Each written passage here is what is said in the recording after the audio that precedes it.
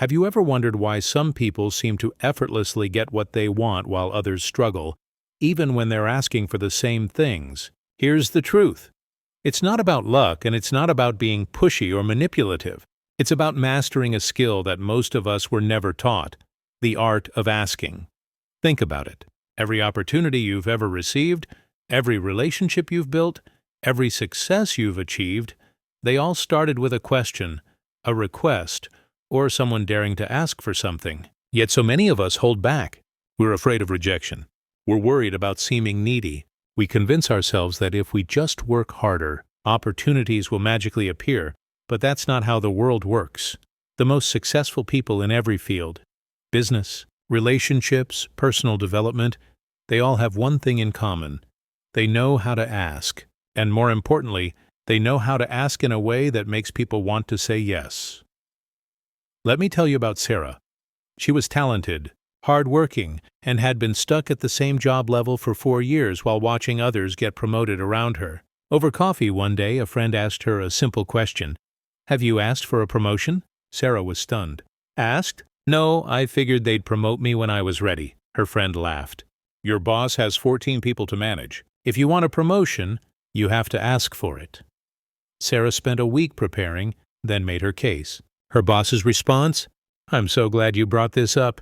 I was planning to offer you a senior position next month, but I wasn't sure you wanted more responsibility because you never expressed interest."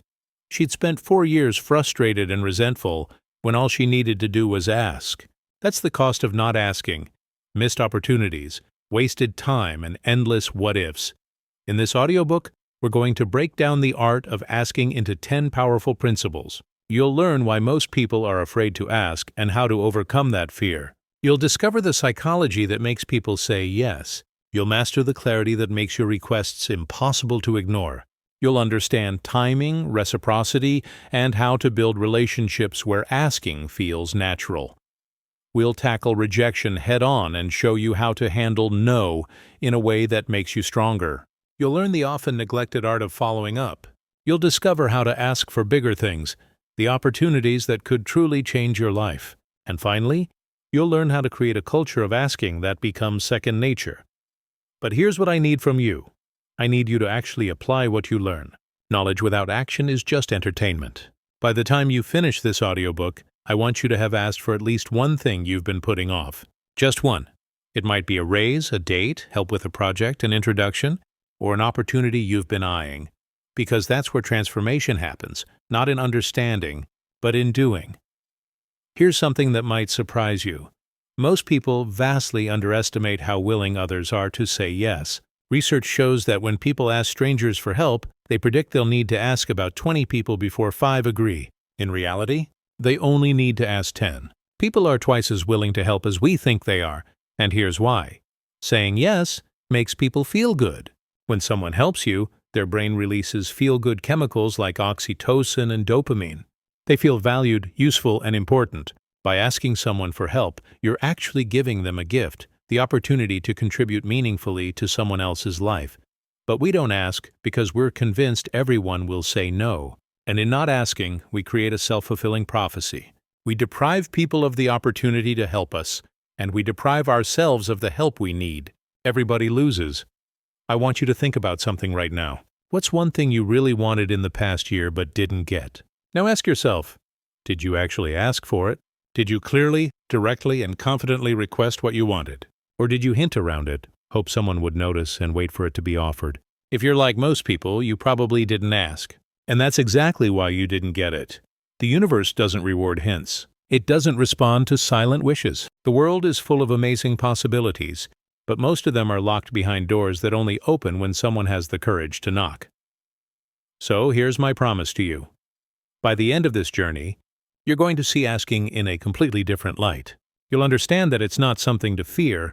It's your primary tool for creating the life you want. You'll have specific strategies you can implement immediately. And most importantly, you'll have the mindset and courage to actually use them. Every single thing you want is on the other side of a conversation you haven't had yet, a request you haven't made yet, a question you haven't asked yet. The life you want exists. The opportunities you're hoping for are out there. The help you need is available. The connections you crave are possible. The dreams you have are achievable. But none of it will just appear. You have to go get it, and getting it starts with one simple, powerful, transformative act: asking. So let's begin this journey together. Let's learn to ask with clarity, confidence, and courage. Let's develop the skills that will allow you to create opportunities instead of waiting for them. Let's transform you from someone who hopes for what they want into someone who actively pursues it. Welcome to the Art of Asking. Your life is about to change. Chapter 1. Why we're afraid to ask. Let's start with the elephant in the room. Most people don't get what they want because they simply don't ask for it. Think about your own life for a moment. How many times have you wanted something? A raise, a date, help with a project, a discount, an opportunity, and you just didn't ask? I'm willing to bet it's happened more times than you'd like to admit. So why is this? Why do intelligent, capable people hold themselves back from asking for what they want? The answer lies in our psychology. From childhood, many of us were taught not to be too demanding. We learned that asking for things makes us seem greedy or selfish. We watched others get rejected and decided it was safer to stay quiet. Our parents said things like, "Don't bother other people," or "Be grateful for what you have." Teachers reinforced it with rules about waiting your turn and not being disruptive. Over time, this fear became hardwired into our brains. Here's what happens in your mind when you think about asking for something important. Your brain perceives it as a threat. It's the same neural circuitry that kept our ancestors safe from predators.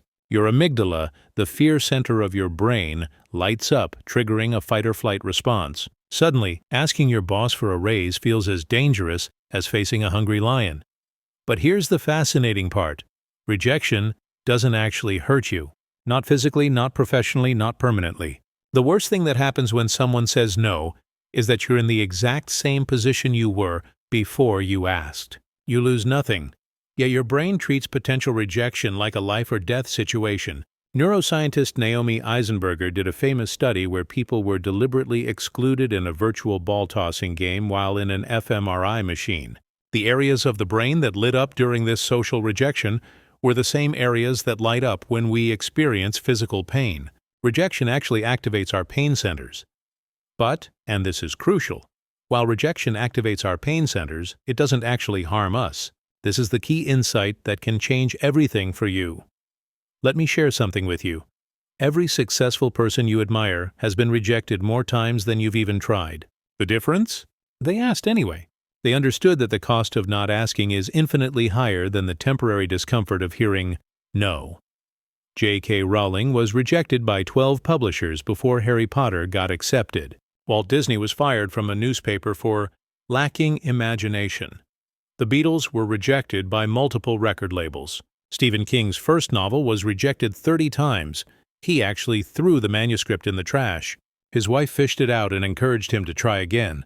That book, Carrie, launched his career. Were these people failures? No, they just understood that rejection is information, not identity. When someone says no to your request, they're not rejecting you as a person. They're saying no to this specific request, at this specific time, under these specific circumstances, nothing more. Think about what you're really losing by not asking. You're losing opportunities. You're losing growth. You're losing the chance to get exactly what you want. And for what? To avoid a few seconds of discomfort? Here's another fascinating aspect. Most people vastly overestimate how often they'll be rejected. There's a phenomenon called the spotlight effect, where we think everyone is paying much more attention to us than they actually are. We imagine that when we ask for something, it's this huge deal that the other person will remember forever and judge us for. But the reality is that most people are so caught up in their own lives that your request barely registers as a blip on their radar. Think about the last time someone asked you for something. How much time did you spend thinking about that request afterward? Unless it was extremely unusual, probably not much at all. You either said yes or no, and then you moved on with your day. That's how most people respond to requests. Now let's talk about another dimension of the fear of asking, the fear of success. This might sound counterintuitive, but sometimes we're not just afraid of hearing no, we're also afraid of hearing yes. Why? Because yes comes with responsibilities. Yes means you actually have to follow through. Yes means things will change. And change, even positive change, can be scary. What if you ask for that big project and then can't deliver? What if you're not actually ready for that level of responsibility? This fear of success can be just as paralyzing as fear of rejection. And it's often more insidious because we don't recognize it. We tell ourselves we're afraid of rejection. But really, we're afraid of what happens if we get what we ask for. The solution here is to focus on growth rather than perfection. Yes, if you get that big opportunity, you might struggle. You might make mistakes. But you'll learn and grow in ways you never would have otherwise. And that growth is what makes asking worth it. I want to address one more aspect before we move on. The cultural and social dimensions of asking. Depending on where you grew up, your gender, your background, you may have absorbed very specific messages about asking. Some cultures emphasize not standing out, which can make asking for individual needs feel selfish. Some gendered socialization teaches girls to be accommodating and not too demanding. Some economic contexts create a scarcity mindset where asking feels like taking from others. These cultural scripts run deep, but I want you to examine them. Ask yourself, whose voice am I hearing when I tell myself I shouldn't ask? Is it my authentic voice, or is it internalized messages from my family, culture, or society? Are those messages serving me, or are they holding me back? You get to decide which messages you keep and which ones you release. You get to write your own script about asking. Here's a famous quote. You miss 100% of the shots you don't take. It's become a cliché, but that doesn't make it any less true. Every single opportunity you don't ask for is an automatic no. When you choose not to ask, you're choosing rejection by default. You're saying no to yourself before anyone else even has the chance to say yes. Think about that for a moment. By not asking, you're guaranteeing the outcome you fear most, not getting what you want. At least when you ask, there's a chance, often a better chance than you think, of getting a yes. So the question isn't whether asking is scary. Of course it's scary. The question is, which is scarier? The temporary discomfort of asking, or the permanent regret of never knowing what could have been? The fear of asking is real. It's rooted in our psychology, our neurology, our evolutionary history, our cultural conditioning. But it's not insurmountable, and it's not a life sentence. You can learn to ask despite the fear. You can build your courage like a muscle. You can reframe rejection as data rather than defeat. You can start recognizing that most people actually want to help, want to say yes, want to be part of your success story. But it all starts with understanding why you're afraid in the first place. And now you do. Now you know that it's not your fault, it's not a personal failing, it's not weakness. It's just your brain trying to protect you from a threat that doesn't actually exist. And armed with that knowledge, you can start to override those instincts. You can start to ask anyway. You can start building the life you actually want, one request at a time. So take a deep breath, acknowledge the fear, thank it for trying to keep you safe, and then ask anyway. Because your dreams, your goals, your ideal life, they're all waiting on the other side of that fear, and they're absolutely worth pushing through for. Starting today, reframe rejection in your mind. It's not failure, it's data. Every no brings you closer to a yes. Every time you ask and get rejected, you're building resilience, refining your approach, and becoming more comfortable with the process. The fear of asking is normal, but it's not insurmountable. And once you push through it, you'll discover a world of possibilities that's been waiting for you all along. Chapter 2.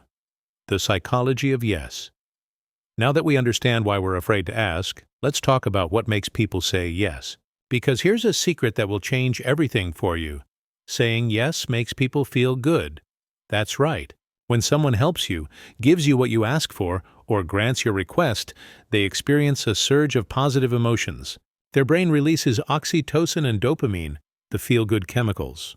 They feel valuable, needed, and important. This is basic human psychology, and once you understand it, you'll never look at asking the same way again. Let's break down what's happening in someone's brain when they say yes to you. First, there's what psychologists call the helper's high. When people do something for others, their brain releases those feel-good neurochemicals. It's the same response they get from eating chocolate or receiving a compliment. By giving someone the opportunity to help you, you're actually giving them a gift. Second, there's the principle of consistency. Once someone says yes to you once, they're more likely to say yes again. Why? because humans have a deep psychological need to be consistent with their past behavior. If they see themselves as someone who helps you, they'll continue to act in alignment with that identity. Third, there's reciprocity. When someone does something for you, they unconsciously expect that you might do something for them in the future. This creates a social bond. You're not taking from them, you're creating a relationship. But here's where most people go wrong. They make their requests in a way that makes it hard for people to say yes. They're vague. They're apologetic. They don't give people a clear picture of how saying yes will benefit both parties.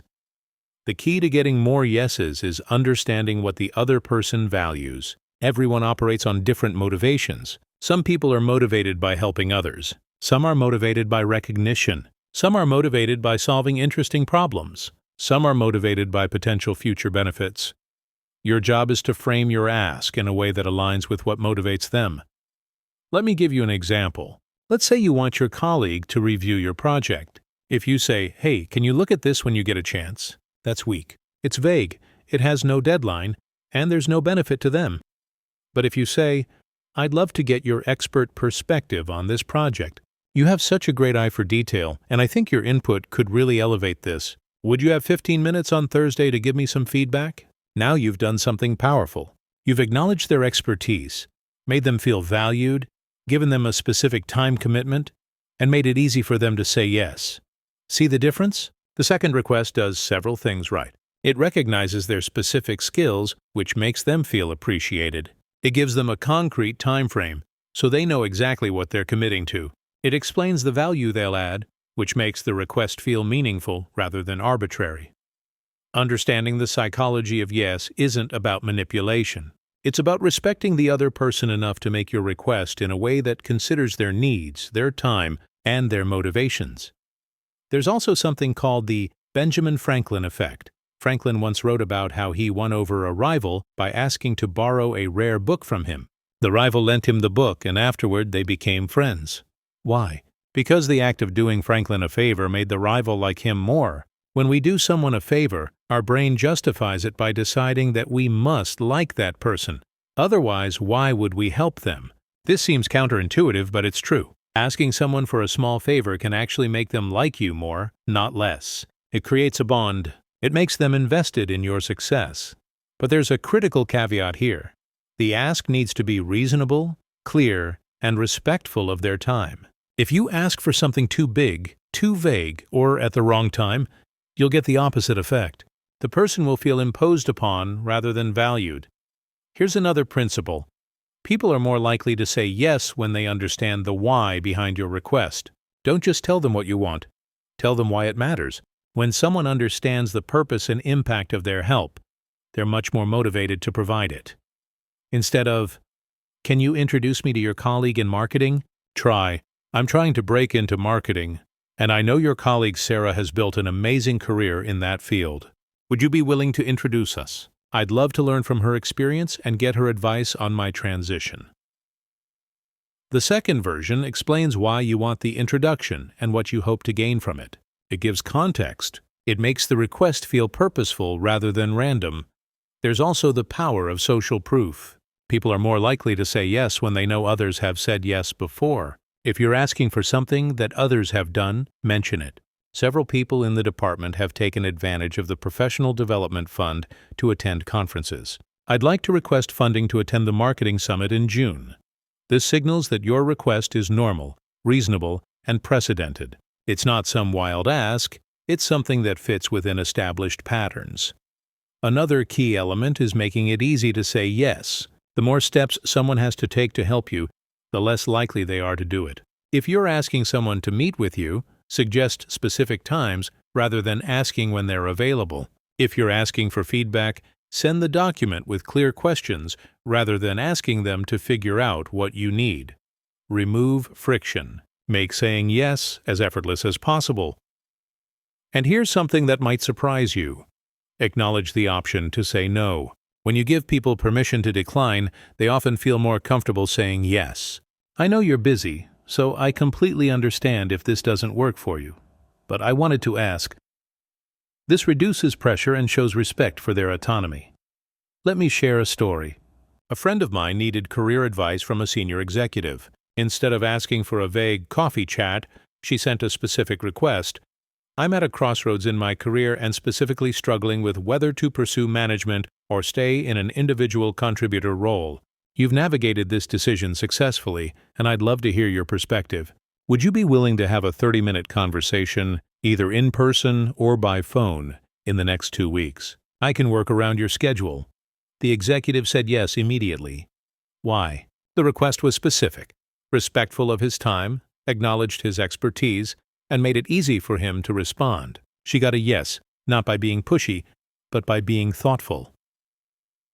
Understanding the psychology of yes also means understanding the psychology of no. People say no for many reasons, and often those reasons have nothing to do with you. They're busy. They're overwhelmed. They don't have the resources. They're dealing with personal issues. When you understand this, rejection becomes less personal and more situational. Here's the beautiful part about understanding what makes people say yes.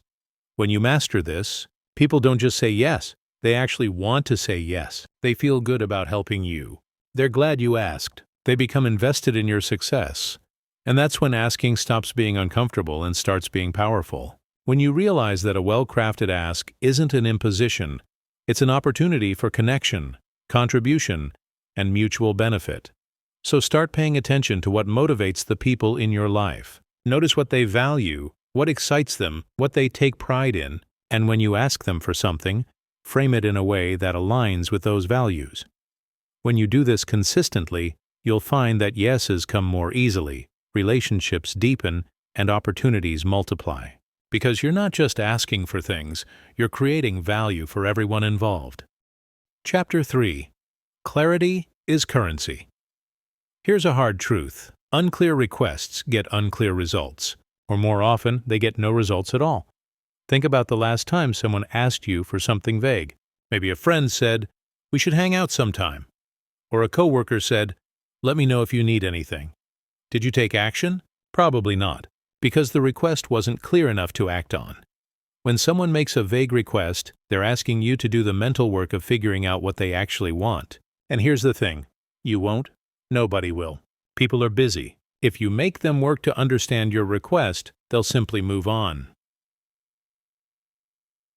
Clarity is currency. The clearer you are, the more valuable your request becomes, and the more likely you are to get what you want. So how do you achieve clarity? It starts with being clear with yourself. Before you ask anyone for anything, answer 3 questions. 1. What exactly do I want? Not a vague idea, but a specific outcome. Instead of, I want to advance my career, it's, I want to lead the new product development team. 2. Why do I want it? Understanding your motivation helps you communicate authentically and helps the other person understand why your request matters. 3. What specific action do I want the other person to take? Don't make people guess. Tell them exactly what you need. Let me show you the difference. Unclear request. I'd love to learn more about your industry. Clear request. Would you be willing to have a 30-minute coffee chat next Tuesday at 10 a.m. where I could ask about your career path in marketing and get your advice on breaking into the field? See the difference? The second request tells the person exactly what you want, how much time it will take, when you'd like to do it, and what the conversation will cover. They can say yes or no based on complete information. Here's another principle. Quantify whenever possible. Instead of asking for some help, ask for an hour of help on Saturday afternoon. Instead of a discount, ask for 15% off. Instead of feedback, ask for 3 specific things I could improve. Numbers set clear expectations. When you say 30 minutes, the person knows exactly what they're committing to. This makes it easier for them to say yes because they can quickly assess whether they have the capacity. Vagueness creates anxiety. When someone doesn't know what they're agreeing to, they're more likely to say no. But when you're crystal clear, you remove that anxiety and give them all the information. They need to make a confident decision.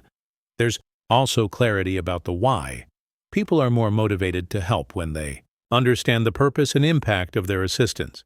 Compare these 2 requests. Can you review this document? Versus, can you review this grant proposal? It's for funding that would allow us to expand our mentorship program to 50 more kids. Your expertise in grant writing could really help strengthen our case. The second version gives context, explains the impact, and acknowledges the person's specific value. That makes the request more compelling. Here's something else about clarity. It shows respect. When you take the time to be clear, you're showing that you value the other person's time. You're making it easy for them to help you. Vague requests feel lazy. Clear requests feel respectful. Let me share an example. Someone once asked me, "Can I pick your brain about marketing?" I had no idea what they wanted. Were they looking for career advice? Strategy feedback? The vagueness made me hesitant. Compare that to, "I'm launching a product for small business owners, and I'm struggling with whether to focus on LinkedIn or email marketing." You've worked with both channels. Would you have 20 minutes to share your thoughts on which might be more effective for my situation? That's clear. I knew exactly what they wanted, how much time it would take, and what value I could provide. I said yes immediately. Here's what kills clarity: apologizing excessively, hedging your language, and burying your request in unnecessary context. Don't say, "I'm so sorry to bother you, and I know you're probably really busy, but if it's not too much trouble, I was wondering if possibly you might have a few minutes." Just say, "I know you're busy. Would you have 15 minutes this week to discuss my project?" The first version is so apologetic it undermines the request. The second is polite but clear. Similarly, don't bury your request under paragraphs of backstory. Lead with the request, then provide context. "I'm reaching out to ask if you'd be willing to introduce me to your colleague Jane in finance. I'm exploring opportunities in that department and would love to learn from her experience." Here's a framework for clear requests. What, why, when, and how. "I'm looking to get feedback on my business plan." What? "Because I'm preparing to pitch to investors next month." Why? "Would you have time in the next 2 weeks when to review the executive summary and give me your thoughts on the financial projections?" How? That's a clear, complete request. The person has all the information they need to decide. One more thing. Be clear about what happens next. Don't leave the interaction hanging. If you're willing to help, I'll send you the document by Wednesday and would love your feedback by the following Monday. Does that work? This creates clear next steps and makes it easy for both of you to follow through. Clarity isn't about being cold or transactional. You can be warm and personable while still being clear. In fact, clarity makes relationships easier because both people know exactly where they stand. Think of clarity as a gift. You're making their life easier by being specific. You're respecting their time by being efficient. From now on, before you ask for anything, take 30 seconds to clarify your request. Ask yourself, what exactly do I want? Why? What specific action am I requesting? When? How can they help? Then communicate that clarity to the other person. Make it easy for them to say yes by removing all ambiguity. Because here's the truth. People want to help you, but they can't help if they don't understand what you need. Clarity is the bridge between your need and their ability to meet it. Master clarity, and you'll find that yeses come much more easily. Chapter 4. Timing is everything. You can have the perfect request, delivered with clarity and confidence, and still get a no. Why? Because you asked at the wrong time. Timing isn't just important in the art of asking. It's often the difference between success and failure. Yet most people completely ignore this factor. They ask when it's convenient for them, not when the other person is most likely to say yes. Let's talk about what good timing actually means. First, there's the person's mood and mental state. Have you ever noticed how much more generous you feel on Friday afternoon compared to Monday morning?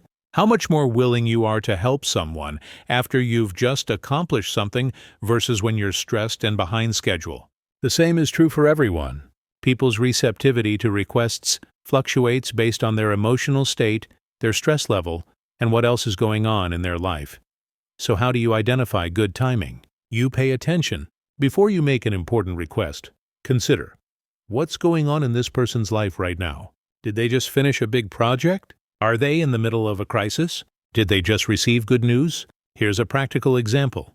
Asking your boss for a raise the day after the company announced budget cuts. Terrible timing. Asking after you've just successfully completed a major project that exceeded expectations. Perfect timing. But timing isn't just about external circumstances. It's also about relationship timing. There's a natural progression to how much you can ask from someone based on your relationship history. Think of it as a bank account.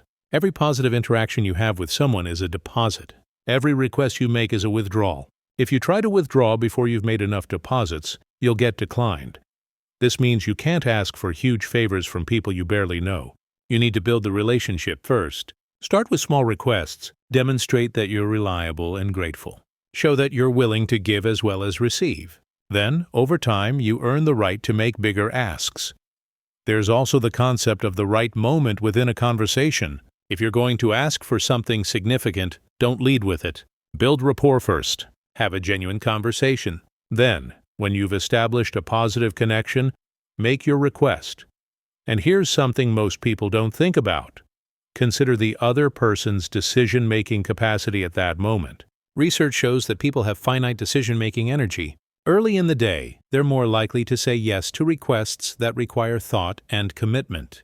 Later in the day, when they're mentally exhausted, they're more likely to default to no. So if you're asking for something that requires them to commit time or resources, morning or early afternoon is usually better than late in the day. There's also strategic timing around your own credibility. Don't ask for something when you're at a low point. If you just made a mistake or fell short on something, that's not the time to ask for a promotion or a big favor. Wait until you've reestablished your value. Now, I know what you're thinking. This sounds like a lot to keep track of. And you're right. But here's the good news. You don't need to be perfect. You just need to be thoughtful. Before you make any significant request, pause and ask yourself, is this the right time? Consider what you know about the person's current situation, their workload, their mood, and your relationship history. If the answer is no, be patient. The right moment will come. Let me share a story. A friend of mine wanted to ask her manager to let her work remotely 2 days a week. She was about to ask during their weekly one-on-one, but that morning the manager came in visibly stressed, talking about how the team was behind on a critical deadline.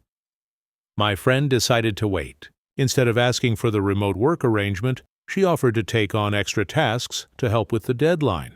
2 weeks later, after the project was successfully completed and her manager was in a much better mood, she made her request.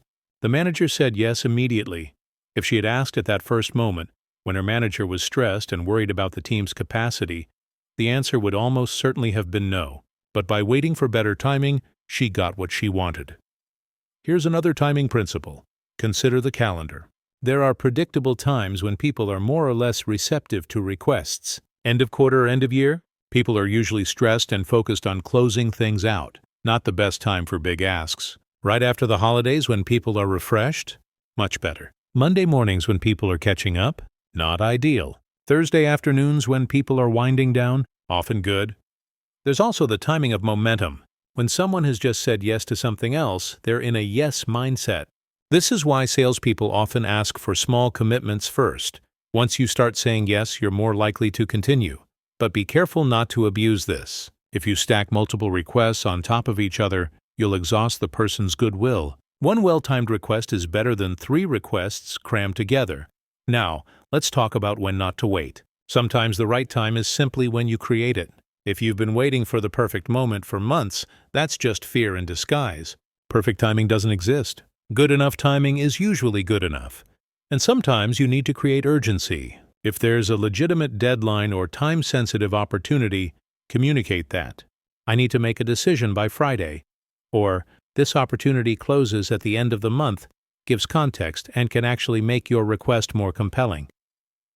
The key is being honest about urgency. Don't manufacture fake deadlines to pressure people. But if there is real-time sensitivity, don't hide it either. Here's a final thought on timing. Sometimes you'll get the timing wrong, and that's okay. You'll ask at a bad moment, and the person will say no. But that doesn't mean it's over. You can come back at a better time with the same request. I know you weren't able to help with this a few months ago when things were crazy. Now that things have settled down, I wanted to ask again if you might have capacity to help. This shows that you're respectful of their time and circumstances, and that you're persistent without being pushy. Timing is an art, not a science. You won't always get it right, but when you start paying attention to timing, when you make it part of your asking strategy, you'll dramatically increase your success rate. So before your next important ask, Take a moment, consider the timing, and if it's not right, have the patience and wisdom to wait for a better moment, because the same request at a different time can get a completely different response. Chapter 5. The Power of Reciprocity. Let me tell you about one of the most powerful psychological principles in human behavior: reciprocity.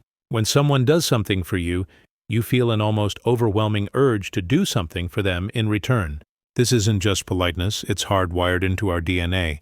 Here's what makes this powerful for the art of asking. Reciprocity works even when the initial gesture is small or unsolicited. Let me give you a classic example. Restaurants discovered that when servers brought a mint with the check, tips increased by about 3%. But here's where it gets interesting.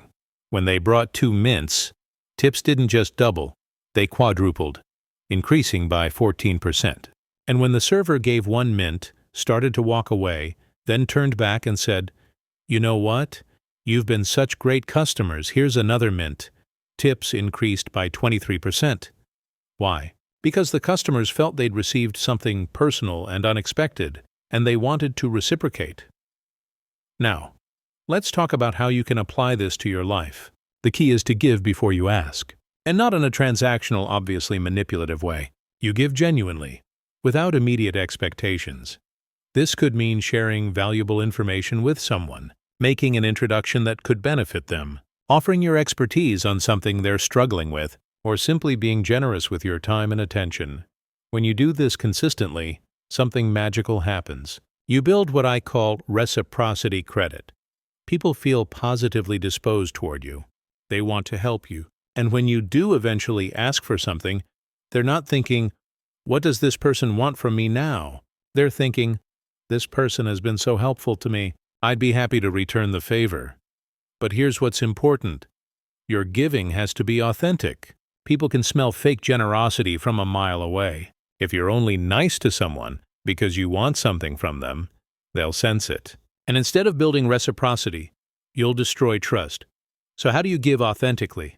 You start by genuinely caring about helping others. You look for ways to add value without keeping score. You think about what people need, not just what you can get from them. Let me give you a practical strategy. The 5-to-1 rule. For every one thing you ask for, aim to give 5 things. This keeps you in a net positive position in your relationships and ensures you're not constantly taking. There's also the concept of unexpected reciprocity. When you give someone something they didn't ask for and weren't expecting, the reciprocity effect is even stronger. This is why surprise gestures are so powerful. Maybe you come across an article that would be perfect for a colleague's project, and you send it to them. Maybe you notice someone mention they're struggling with something, and you offer to help without being asked. These unexpected acts of generosity create powerful reciprocity bonds. But here's something crucial to understand. Reciprocity isn't about keeping a ledger. It's not "I did this for you, so now you owe me this." That's transactional thinking, and it actually weakens relationships. True reciprocity is about creating a culture of generosity in your relationships. It's about being someone who gives more than they take. When you do that, you create a network of people who genuinely want to help you succeed. And here's the beautiful part. The more you give, the easier it becomes to ask. When you've helped someone, when you've been generous with your time and knowledge, asking doesn't feel awkward or uncomfortable. It feels natural. Because you're not asking a stranger for a favor, you're engaging with someone who already values the relationship you've built. Let me share a story. I know someone who made it a habit to connect people in his network who could benefit from knowing each other. He didn't ask for anything in return. He just enjoyed being helpful. Over the course of a year, he made probably 50 introductions. Then he needed help with a major project. He reached out to a few people in his network, and the response was overwhelming. People were eager to help him. Some even proactively offered assistance before he asked. Why? Because he had built up so much reciprocity credit through his consistent generosity. Here's another aspect of reciprocity. It works both ways. When you help someone, they're more likely to help you. But also when you allow someone to help you, they become more invested in your success. This is the Benjamin Franklin effect we talked about earlier. By letting people help you, you're actually strengthening the relationship. So don't be afraid to ask for help when you need it. You're not just taking, you're giving the other person an opportunity to experience the satisfaction of helping, which strengthens your bond. There's also reciprocity in small gestures. You don't have to do grand things to build reciprocity. Sometimes the most powerful acts are the smallest ones.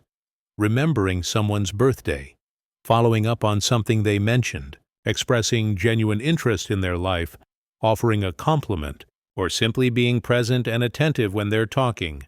These small, consistent acts of kindness and attention build deep reserves of reciprocity over time. Now, let me address a concern some people have. But what if I give and the person never reciprocates? This does happen sometimes, and when it does, you have valuable information about that person. They're not someone you should continue investing in. Not everyone operates on reciprocity, and that's okay. You redirect your energy to people who do value mutual support. But don't let the occasional non-reciprocator make you cynical. Most people do operate on reciprocity, and most people do appreciate genuine generosity. Here's the thing about reciprocity. It's not just about getting what you want. It's about creating a better way of living and working with others. When you approach relationships with a spirit of generosity, when you look for ways to help before you think about what you need, you create a positive cycle that benefits everyone. You become known as someone who adds value. People seek you out. Opportunities come to you. And when you do need to ask for something, you have a network of people who are genuinely happy to help. So start today. Find one person you can help genuinely and without expectation. Do something valuable for them. And watch how the art of asking becomes infinitely easier. Because the most successful askers in the world are usually the most generous givers. They understand that asking isn't about taking. It's about creating a web of mutual support where everyone benefits. Chapter 6. How to Handle Rejection. Let's talk about the thing everyone fears most, hearing no. Because no matter how good you get at asking, you will hear no far more often than you hear yes. And that's not just okay, it's essential. Here's what most people don't understand. Rejection isn't the opposite of success. It's a necessary component of success. Every yes you'll ever get is on the other side of multiple no's. If you're not getting rejected regularly, you're not asking for enough. You're playing too safe, only asking for things you're already sure you'll get. Think about the most successful people in any field. J.K. Rowling was rejected by 12 publishers. Walt Disney was fired for lacking imagination. The Beatles were rejected by multiple record labels. Stephen King's first novel was rejected 30 times. Were these people failures? No. They just understood that rejection is information, not identity. When someone says no to your request, they're not rejecting you as a person. They're saying no to this specific request at this specific time, under these specific circumstances. Nothing more. So how do you handle rejection in a way that makes you stronger rather than defeated? Let me give you a framework. First, expect rejection. Go into every ask knowing that no is a possible and likely outcome. This isn't pessimism, it's realism. When you expect rejection, it doesn't blindside you. You're prepared for it emotionally. Second, detach from the outcome. This is huge. When you're too emotionally invested in getting a yes, rejection feels devastating. But when you can detach, when you can ask and genuinely be okay with either outcome, rejection loses its power over you. Third, always ask why. When someone says no, don't just slink away. Ask for clarification. I understand. Can I ask what factors led to that decision? Or, is there anything I could do differently that would change your answer? Sometimes you'll discover that it's not a permanent no. It's a not right now, or a not like this. Fourth, learn from every rejection. Each no contains valuable information. Maybe your ask wasn't clear enough. Maybe your timing was off. Maybe you asked the wrong person. Maybe the ask was too big for your current relationship level. Every rejection teaches you something if you're willing to listen. Fifth, respond with grace. How you handle rejection says more about you than how you handle success. Thank the person for considering your request. Don't make them feel guilty. Don't burn bridges. You never know when circumstances might change. I once heard a story about an entrepreneur who was pitching to investors. He got 147 rejections before he got his first yes. But here's the remarkable part. When his company became successful, 3 of those investors who had initially rejected him came back and asked to invest in his next venture. Why? because he had handled their rejection with such professionalism and grace that they remembered him and wanted to work with him. Here's another crucial mindset shift. Treat rejection as a numbers game. If you know that on average you need to ask 10 people to get one yes, then every no brings you closer to that yes. You're not failing when you get rejected. You're progressing. Let me give you a practical exercise. I want you to actively seek out rejection. That's right. Make it a goal to get rejected at least once a day for the next week. Ask for things you're not sure you'll get. Ask for discounts. Ask for upgrades. Ask strangers if they'd be willing to share their story. The goal isn't to get yes, it's to get comfortable with no. When you do this, something amazing happens. Rejection loses its emotional charge. It becomes just another thing that happens, not a referendum on your worth as a person. And here's the final piece. Remember that today's no might be tomorrow's yes. Circumstances change, people's situations change, budgets open up, priorities shift. Just because someone says no today doesn't mean they'll say no forever. I know someone who applied to her dream company 3 times over 5 years. She got rejected twice, but she kept improving herself, kept building her skills, and kept the relationship warm. The 3rd time, she got the job. Rejection is not failure. Rejection is redirection. It's pointing you toward where you need to grow, what you need to change. And sometimes, it's simply pointing you toward the person who will say yes. So embrace rejection, seek it out, learn from it, and most importantly, never let it stop you from asking for what you want. Here's something else. Rejection often has nothing to do with you. The person might be going through a difficult time. They might have budget constraints. They might have other priorities. Their no isn't about your worth. It's about their circumstances. When you internalize this, rejection becomes much easier to handle. You stop taking it personally and start seeing it as situational information. Let me share one more perspective. Every successful person has a rejection story that would make you cringe. Oprah was told she was unfit for television. Steven Spielberg was rejected from film school. Vera Wang didn't start her fashion career until she was 40 after being passed over for a promotion. Michael Jordan was cut from his high school basketball team. These rejections didn't define them. They used them as fuel. They let rejection sharpen their resolve rather than crush their spirit. So the next time you hear no, remember, you're in good company. Every person you admire has heard that word more times than you can count. The difference is they kept asking. Rejection is simply the price of admission for a life lived boldly, and it's a price worth paying. Cynical. Most people do operate on reciprocity, and most people do appreciate genuine generosity. Here's the thing about reciprocity. It's not just about getting what you want. It's about creating a better way of living and working with others. When you approach relationships with a spirit of generosity, when you look for ways to help before you think about what you need, you create a positive cycle that benefits everyone. You become known as someone who adds value. People seek you out. Opportunities come to you. And when you do need to ask for something, you have a network of people who are genuinely happy to help. So start today. Find one person you can help, genuinely and without expectation. Do something valuable for them, and watch how the art of asking becomes infinitely easier. Because the most successful askers in the world are usually the most generous givers. They understand that asking isn't about taking, it's about creating a web of mutual support where everyone benefits. Chapter 7. Building Genuine Relationships. Here's something that might surprise you. The art of asking has very little to do with asking and almost everything to do with relationships. Think about who you're most willing to help. The people who only reach out when they want something, or people you have genuine connections with? The answer is obvious. We help people we know, like, and trust. This is where most people get it wrong. They think networking is collecting contacts. They exchange business cards or LinkedIn connections and think they've built a relationship.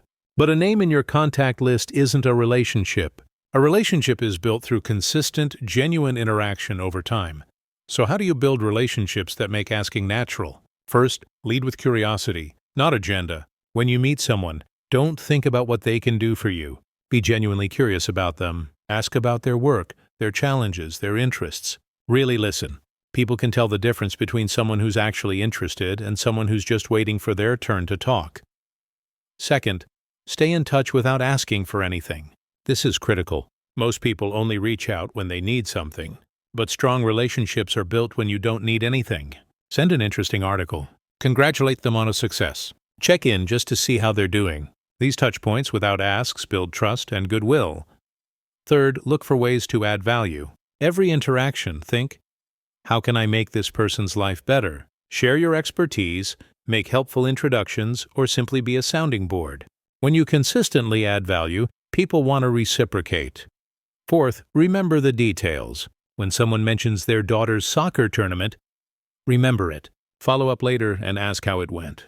These small acts signal you care about them as a person, not just as a resource. Fifth, be authentic. Don't try to be someone you're not. Don't pretend to have interests you don't have just to connect with someone. People sense inauthenticity instantly, and it destroys trust. Be genuinely yourself and attract people who appreciate who you really are. You're better off having 10 deep, genuine relationships than 1,000 shallow ones. Deep relationships are built through shared experiences, vulnerability, consistent communication, mutual support, and genuine interest in each other's success. When you have these kinds of relationships, asking becomes effortless. You're not nervously crafting the perfect request. You're just talking to a friend about something you need. Here's a practical strategy. Identify 10 people who could be meaningful connections. Not people you want something from, but people you genuinely want to know better. Commit to reaching out to each at least once a month for 6 months. No asks, just genuine connection. Share interesting content. Ask thoughtful questions. Offer help when you can. Be a consistent, positive presence in their life. After 6 months, you'll have real relationships. And when you do need to ask for something, it won't feel awkward. It'll feel natural. There's also something powerful about being vulnerable in your relationships. When you're willing to share your challenges, your failures, your uncertainties, you give other people permission to do the same. And that creates deeper bonds than any surface-level networking ever could. Let me share a story. I know someone who was always very polished and professional in his networking. He never showed weakness or asked for help. He wondered why his relationships felt shallow. Then one day, he admitted to a colleague that he was struggling with a difficult decision. The colleague opened up about a similar experience. Their relationship transformed overnight from acquaintances to genuine friends. Vulnerability creates connection, and connection is the foundation of relationships that make asking easy. Here's another principle. Invest in relationships before you need them. Don't wait until you need a job to start building relationships with people in your industry. Don't wait until you need funding to connect with investors. Build relationships when you don't need anything, so when you do need something, you're asking a friend, not a stranger. The best time to build relationships is when you have nothing to ask for, because that's when your motives are pure and people can sense that. There's also the principle of giving without keeping score. In the best relationships, both people give freely without tracking who's done more. When you find yourself keeping score, I've done 3 things for them and they've only done 1 for me, that's a sign the relationship isn't as healthy as it could be. True friendship, true partnership is about mutual support that flows naturally without tallying. Now, let me address something important. Not every relationship will be deep, and that's okay. You'll have acquaintances, colleagues, and casual connections. The key is being authentic in all of them, even if they're not all equally deep. But for the relationships that matter most, the ones you want to invest in long-term, go deep. Show up consistently. Be real. Care genuinely. And watch how asking becomes the easiest thing in the world. Remember, people don't support your goals because of what you can do for them. They support you because they care about you as a person, and caring comes from genuine relationship building. So yes, master the art of asking. But first, master the art of genuine human connection. Because when you do, asking becomes effortless. Chapter 8. The Follow-Up. Here's something nobody talks about enough. Most opportunities are lost not in the asking, but in the follow-up, or rather, in the lack of follow-up. Think about how many times you've asked for something, gotten a maybe or let me think about it, and then nothing. You never followed up. The opportunity died not because they said no, but because you let the conversation fade away. Following up is one of the most underutilized skills in the art of asking. And it's also one of the most powerful. Let's start with why people don't follow up. Usually it's fear. Fear of being annoying, fear of seeming desperate, fear of hearing a definitive no. So they do nothing, telling themselves they're being polite by not bothering the person again. But here's what you need to understand.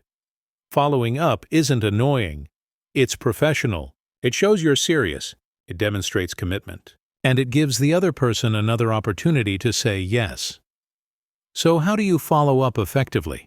Let me give you a framework. First, always establish the follow-up timeline during your initial conversation. Don't leave it vague. Can I check back with you next week? Or when would be a good time for me to follow up? This gives you permission to reach out again and eliminates any awkwardness.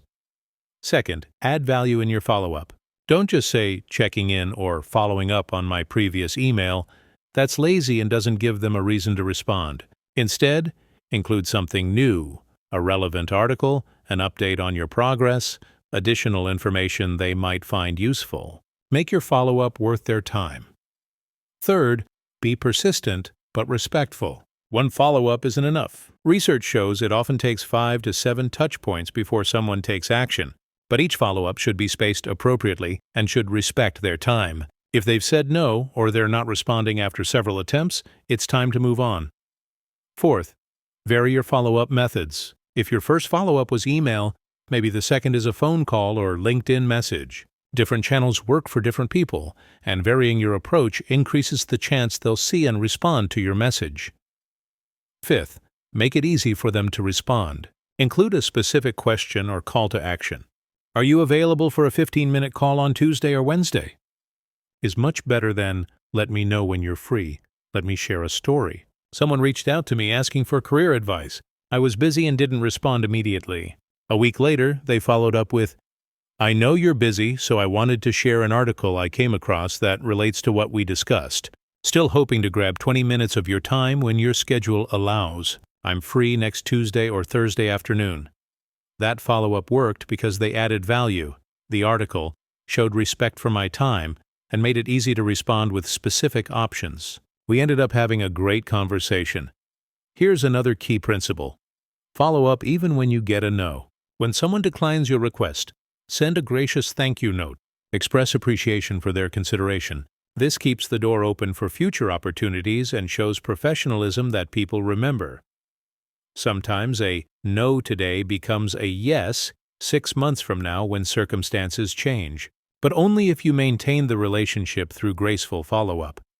There's also the concept of the long-term follow-up. Not every ask requires an immediate response. Sometimes you're planting seeds for opportunities months or years down the line. Stay in touch. Check in periodically. Keep the relationship warm.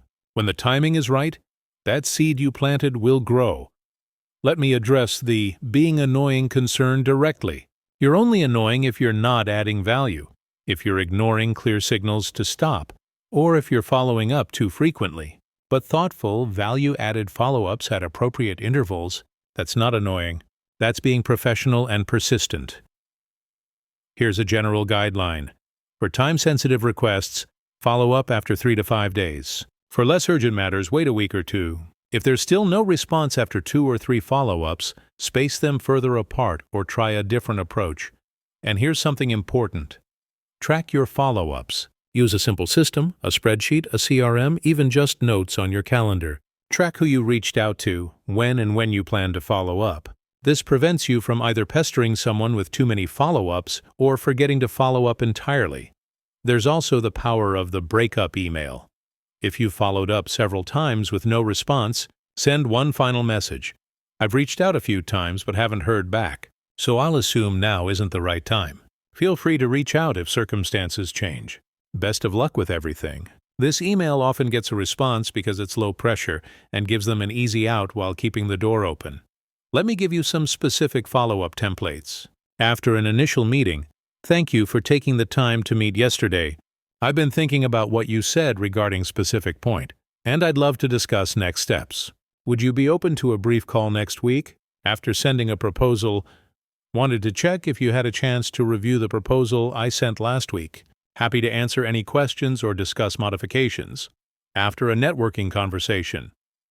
I enjoyed our conversation at event. I've been following your work on specific project and thought you might find this article interesting. Would love to stay connected. The key in all of these is being specific, adding value, and making it easy for them to respond. Here's another powerful follow-up technique: the update email. Even if someone said no or hasn't responded, send periodic updates on your progress. You gave me advice 6 months ago about breaking into marketing, and I wanted to let you know I just landed a position at a great company. Thank you for your guidance. This keeps you on their radar and shows you took their input seriously. Remember, following up is where most people drop the ball, which means it's also where you can stand out. Be the person who follows through. Be the person who stays in touch. Be the person who adds value at every touch point.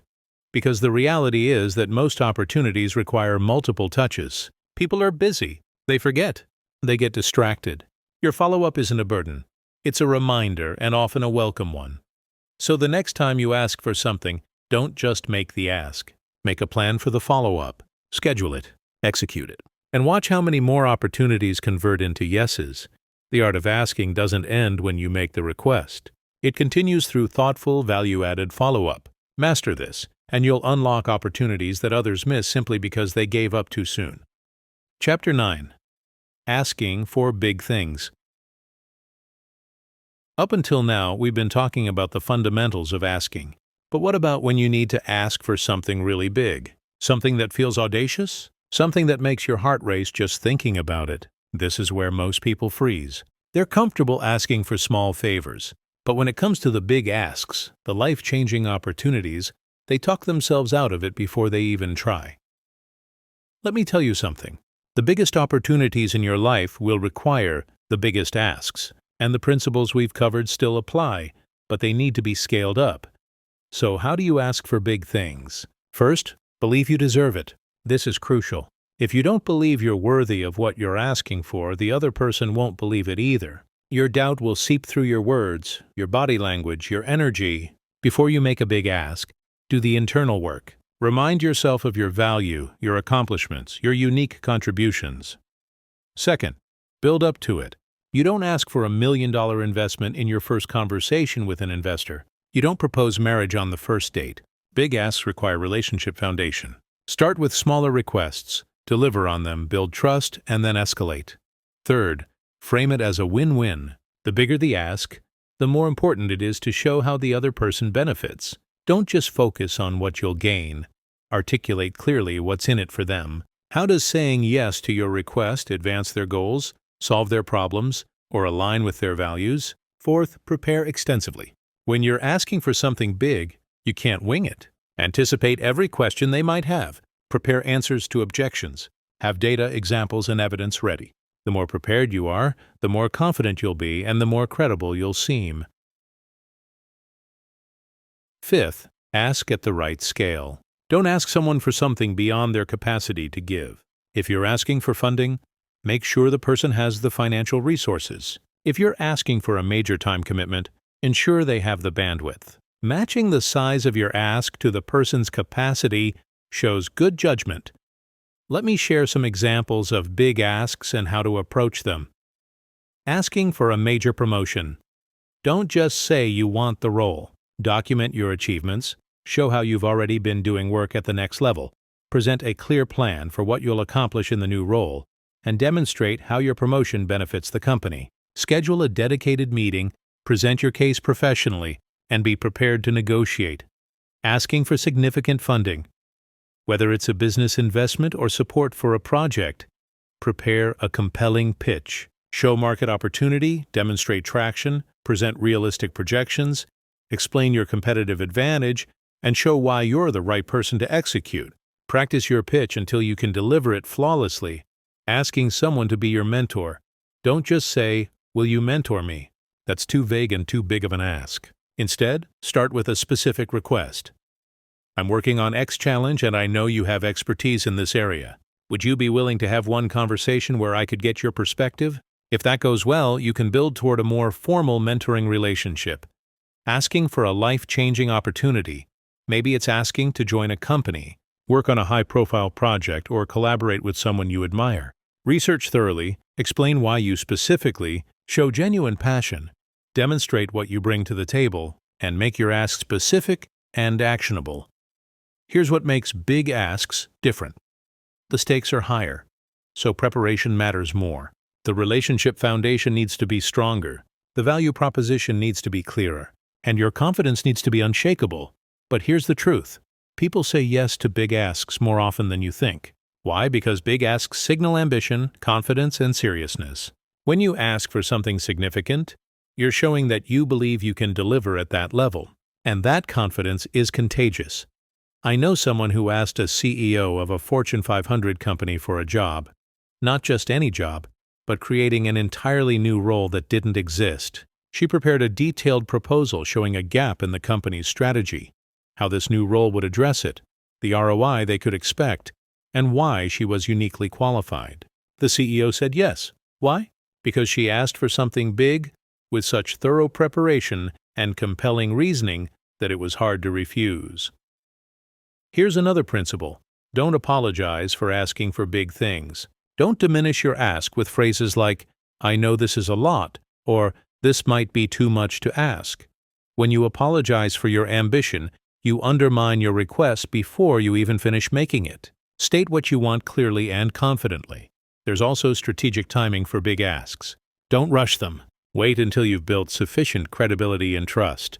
But also don't wait so long that the opportunity passes. Find the moment when you have enough foundation, but the opportunity is still available. And here's something important. When asking for big things, be prepared for a longer decision process. Big decisions take time. The person might need to consult others, review budgets, or think it through. Don't mistake a slow process for a no. Follow up appropriately, provide additional information as requested, and be patient while remaining engaged. Let me address fear directly. Asking for big things is scary. You risk big rejection. But here's what you need to remember. The cost of not asking is often higher than the cost of asking and being rejected. How many opportunities have you missed because you didn't have the courage to ask? How many times have you wondered, what if? Successful people ask for big things regularly, and they get rejected regularly too. But they understand that one yes can change everything. That one big ask that succeeds can open doors you didn't even know existed. Here's a practical exercise. Identify one big thing you want, but haven't asked for. Maybe it's a promotion, a partnership, an investment, or an opportunity. Write down exactly what you want, why you deserve it, what you bring to the table, and how the other person benefits. Then set a deadline for when you'll make the ask. Big asks require big courage, but they also create big results. The life you want, the success you dream about, the opportunities that would transform everything, they're all on the other side of asks you haven't made yet. So think bigger, ask bolder. And remember, you don't get what you don't ask for, especially when it comes to the big things. The world rewards audacity, so be audacious in your asking. Chapter 10. Creating a Culture of Asking. We've covered the mechanics of asking, how to overcome fear, craft clear requests, time them well, handle rejection, and build relationships. But now let's talk about something deeper. Making asking a way of life. Most people treat asking as something you do occasionally, when you're desperate, or when you have no other choice. But the most successful people operate differently. They've created a culture of asking in their lives where seeking help, opportunities, and resources is natural, habitual, and empowering. So how do you create this culture? First, normalize asking in your daily life. Start small. Ask for small things every day until it feels comfortable. Ask for recommendations at restaurants. Ask strangers for directions even when you could use your phone. Ask colleagues for their opinions. Ask friends for book suggestions. The more you practice asking in low-stakes situations, the more natural it becomes in high-stakes ones. Second, surround yourself with people who ask. Your environment shapes your behavior. If everyone around you is too proud or too scared to ask for help, you'll absorb that mindset. But if you're around people who regularly ask for what they need and support each other, that becomes your normal. Choose your circle wisely. Third, celebrate asking, not just getting. Don't only celebrate when you get a yes, celebrate the act of asking itself. I asked my boss for that opportunity today should feel like an achievement whether or not you got it. When you celebrate the courage to ask, you reinforce the behavior. Fourth, teach others to ask. When someone comes to you with a problem, don't just solve it for them. Teach them how to ask for what they need. When your kids want something, guide them in asking appropriately. When colleagues are struggling, encourage them to ask for help. By teaching others, you reinforce the culture. Fifth, be the person who says yes. You can't create a culture of asking if you're always saying no when others ask you. Be generous with your help, your time, your knowledge. When you make it easy and rewarding for people to ask you for things, they become more comfortable asking generally, and they're more likely to say yes when you ask them. There's also the concept of reciprocal asking. Create relationships where asking goes both ways. Don't just be the person who always asks or always gives. The healthiest relationships have a natural flow of requests in both directions. When both people feel comfortable asking and helping, the relationship deepens. Let me share what a culture of asking looks like in practice. Imagine you're working on a project and hit a roadblock. Instead of struggling alone for days, you immediately think, "Who could help me with this?" You reach out, clearly explain your challenge, and ask for specific help. The person helps you, you thank them genuinely, and you look for ways to help them in return. A few weeks later, they reach out to you with a request. You help gladly. This reciprocal flow becomes the norm. Here's another aspect. Create systems that encourage asking. In your workplace, establish regular channels for people to ask for help, maybe a Slack channel for questions, regular office hours, or mentorship programs. In your family, create a culture where asking for help is seen as strength, not weakness. In your community, build networks where mutual support is expected and celebrated. There's also the practice of proactive asking. Don't wait until you're desperate. Ask before you need help. Ask for advice before making big decisions. Ask for introductions before you need a job. Ask for feedback before you're struggling. Proactive asking prevents problems and creates opportunities. Let me tell you about someone who embodies this culture. She's a founder who built a successful company, and her secret? She asks for everything. She asks investors for funding, customers for feedback, employees for ideas, mentors for advice, and her network for introductions. She's created a culture in her company where everyone asks freely and helps generously. The result? A team that moves faster, solves problems more effectively, and seizes opportunities others miss. Here's what happens when you create this culture. Asking stops feeling like begging and starts feeling like problem solving. It's not about being needy. It's about being resourceful. It's not about taking. It's about creating mutual value. It's not about weakness. It's about wisdom. You also start seeing opportunities everywhere. Every person you meet is a potential resource. Every conversation is a potential door opening. Every relationship is an opportunity for mutual growth. This isn't mercenary. It's seeing the world as interconnected and leveraging those connections for everyone's benefit. There's also freedom in this culture. When you're comfortable asking, you're no longer limited by what you can do alone. You can tap into the collective knowledge, resources, and networks of everyone you know. Your potential expands exponentially. Let me address a concern. Won't people think I'm always asking for things? Only if you're only taking and never giving. But if you've built genuine relationships, if you're generous with your help, if you add value consistently, people won't see you as a taker. They'll see you as someone who's resourceful, well-connected, and good at creating win-win situations. Here's a practical challenge. For the next 30 days, ask for something every single day. It doesn't have to be big. It could be asking for a discount, asking someone to grab coffee, asking for feedback on an idea, asking for an introduction, asking for advice. Just ask for something. Track it. Notice how you feel. Notice how people respond. Notice what you gain. By day 30, asking will feel natural. You'll have practiced in dozens of different situations with different types of asks. You'll have collected rejections and acceptances. You'll have learned what works and what doesn't. And you'll have created momentum. Creating a culture of asking also means reframing how you think about independence. We're taught that independence means doing everything yourself. But true independence is having the confidence to ask for what you need. It's being secure enough to admit you don't have all the answers. It's being strong enough to accept help. The most successful, satisfied, and impactful people aren't those who do everything alone. They're those who've built networks of support and know how to mobilize those networks through effective asking. Here's the ultimate goal. You want asking to become so natural that you don't overthink it. When you need something, you immediately think, "Who can help?" and you reach out. When you have an opportunity, you think, who should I connect? And you make introductions. When you have knowledge, you think, who needs this? And you share freely. This is the culture of asking at its best. A continuous flow of requests, help, connections, and value creation. So start today. Ask for something. Help someone who asks you. Teach someone else to ask. And watch as you create a culture around you where everyone rises together, one request at a time. Because asking isn't just a skill, it's a philosophy. It's a way of moving through the world that recognizes we're all interconnected, that we all have something to give and something to receive, and that the highest form of success is helping each other get what we need. Create this culture in your life, and you'll unlock possibilities you never imagined. The art of asking becomes the art of living fully. We've reached the end of this journey together, but really this is just the beginning. Because everything you've learned here only becomes real when you put it into action. So let me leave you with a challenge.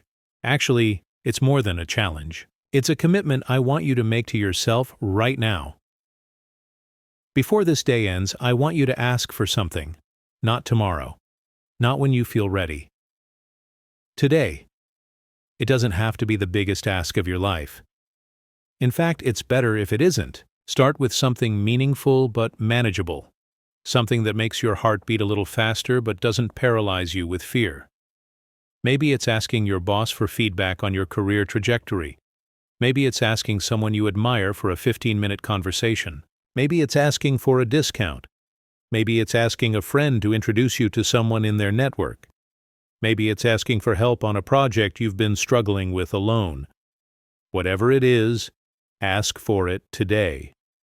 Because the momentum you create today will carry you forward tomorrow. Here's what I want you to remember as you move forward. Every single successful person you admire got there by asking. They asked for opportunities. They asked for help. They asked for second chances. They asked for what they deserved. The difference between them and people who stay stuck isn't talent or luck. It's the willingness to ask. You now have the tools. You understand the psychology of yes. You know how to craft clear requests. You understand timing, reciprocity, and relationship building. You know how to handle rejection. You know how to follow up. You know how to ask for big things. And you know how to create a culture of asking in your life. But tools don't build anything by themselves. You have to pick them up and use them. So here's my final message to you.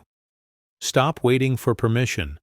Stop waiting for the perfect moment. Stop waiting to feel completely ready. Start asking now, imperfectly, scared, uncertain. But start asking. Because here's the truth. The life you want is waiting on the other side of conversations you haven't had yet.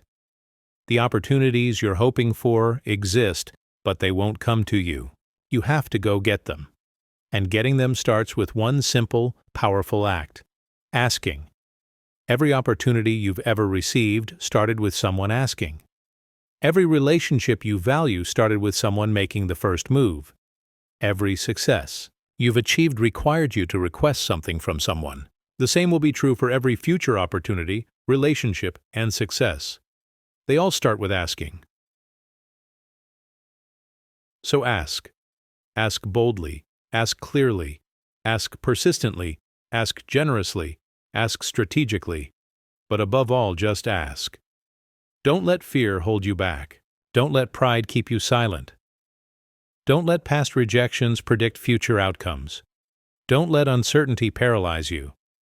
Ask for the raise. Ask for the date. Ask for the opportunity. Ask for help. Ask for feedback. Ask for the introduction. Ask for what you deserve. And when you get rejected, because you will, ask again. Ask someone else. Ask differently. Ask better. But keep asking, because every no brings you closer to yes. Every rejection teaches you something. Every attempt builds your courage. And every ask, regardless of the outcome, moves you forward. I believe in you. I believe you have something valuable to offer the world. I believe you deserve the opportunities you're dreaming about. I believe you're capable of achieving remarkable things. But my belief doesn't matter if you don't believe it yourself. And you prove your belief not through positive thinking or affirmations, but through action, through asking. So here's my final ask to you. Go ask for something today. Something that matters. Something that scares you a little. Something that would make a difference in your life. And then come back tomorrow and ask for something else. And the day after that, ask again. Build the muscle. Create the habit. Become the kind of person for whom asking is natural, comfortable, and powerful. The world is full of possibilities. The help you need exists. The opportunities you want are out there. The people who can say yes are waiting for someone to ask them. Be that someone. Ask the questions. Make the requests. Seek the opportunities. Your life is about to change. Not because you read this audiobook, but because you're going to take what you learned and actually use it. So go, ask, and watch what happens. The art of asking is now yours. Use it well, and remember, you miss 100% of the shots you don't take. So take the shot. Make the ask. Create the life you want, one request at a time.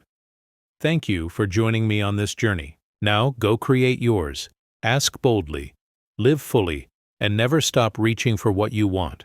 The world is waiting for you to ask.